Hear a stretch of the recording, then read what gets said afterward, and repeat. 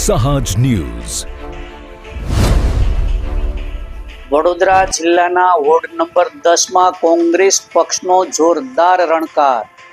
ઉમેદવાર દર્પણભાઈ પટેલે વિકાસ, પારદર્શિતા અને જનહિતના મુદ્દાઓ સાથે ચૂંટણી સંકલ્પ કર્યો રજૂ.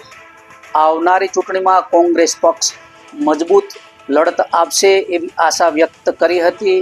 તો ચાલો જાણીએ દર્પણ પટેલે શું કહ્યું. મહાનગરપાલિકાનો ઇલેક્શન 2026માં વોર્ડ નંબર 10માં દર્પણ પટેલ એટલે કે હું પોતે વહેલી ગ્રામ પંચાયતના માજી સરપંચ તરીકે, ત્યારબાદ નિશાબેન પટેલ, રેશમાબેન પટેલ અને હાર્દિક આમોદિયા, અમે કુલ 4 યુવા આગેવાનોએ કોંગ્રેસ પક્ષમાંથી ઉમેદવારી નોંધાવી છે.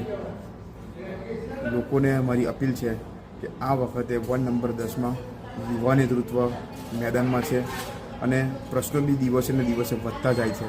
તો એ પ્રશ્નોને ધ્યાનમાં લઈ આ વખતે યુવા નેતૃત્વને વોર્ડ નંબર 10ની ભાગદોડ સોંપવા માટે હું અપીલ કરું છું. દર્પણભાઈ સાહેબ, આપનો શું મેનિફેસ્ટો હશે કોંગ્રેસનો? અમારો મેનિફેસ્ટો કોંગ્રેસનો તો છે જ, પણ એટલા ઉપરાંત અમારા જે ગ્રાઉન્ડના જે મુદ્દાઓ છે, સફાઈના છે, ડ્રેનેજના છે, રોડ રસ્તાના છે, એ અમારી પ્રાયોરિટી રહેશે. હોમ ટુ હોમ તમે પ્રચાર માટે ગયા ઘરે ઘરે, તો લોકોની માગણી શું હતી, લોકોની અપેક્ષા શું હતી અને ખૂટતી કડીઓ કઈ છે વિકાસની? સૌ પ્રથમ તો લોકોની માંગણી એ છે કે જેટલા વેરા ઊંચા છે એની સામે સુવિધાઓ નથી મળતી.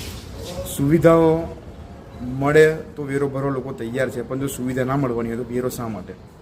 ત્યારબાદ કોમર્શિયલ વેરા આવતા હોય, કોમર્શિયલ વેરા ઘણા ઊંચા હોય છે, પણ એની સામે કોઈ કોમર્શિયલ વેરા ધારકને કોઈ ફાયદો થતો નથી. મુદ્દે ટેક્સ પેયરને કોઈ ફાયદો નથી. તદુપરાંત કચરાની ગાડીઓની સમસ્યા હોય છે. બહેલી સિવાયના બાકીના વિસ્તારો છે, ગોત્રી છે, વાસણા છે, તાંદલજા, ત્યાં કચરાની ગાડીઓની ખૂબ મોટી સમસ્યા છે. લોકોની ગટરો ઉભરાય છે, લોકોને સફાઈ સેવક નથી પહોંચાડતા. એટલે આવા બધા ઘણા બધા મુદ્દાઓ છે કે જે લોકો તાત્કાલિક અસરથી એને માંગી રહ્યા છે. ભાયલી ગામમાં એક કાંસ એવી છે કે જેના અંદર મચ્છરનો ભયંકર ઉપદ્રવ છે અને ગંદુ વાસ મારતું પાણી છે. એ કાંસનો નિકાલ કેવી રીતે થાય? એનો કાંસ તો હવે કોર્પોરેશનમાં છે આંદોલન કરે તો જેનો નિકાલ થાય. બાકી કોર્પોરેશન 5 વર્ષ ગયું, 600 મીટરની કાંસ બાકી રાખી છે, એની પર કોઈ કામ કર્યું નથી.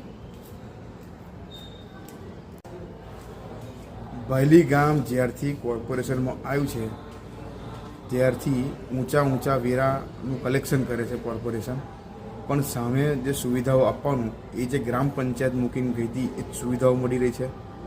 વેરા વધી ગયા છે અને વેરાની સામે બીજા કોઈ મહત્ત્વના વિકાસના કામો થયા નથી. હાલ અમુક બહેલી વિસ્તારમાં જે વિકાસના કામો ચાલી રહ્યા છે તે રાજ્ય સરકારની ગ્રાન્ટના ચાલી રહ્યા છે.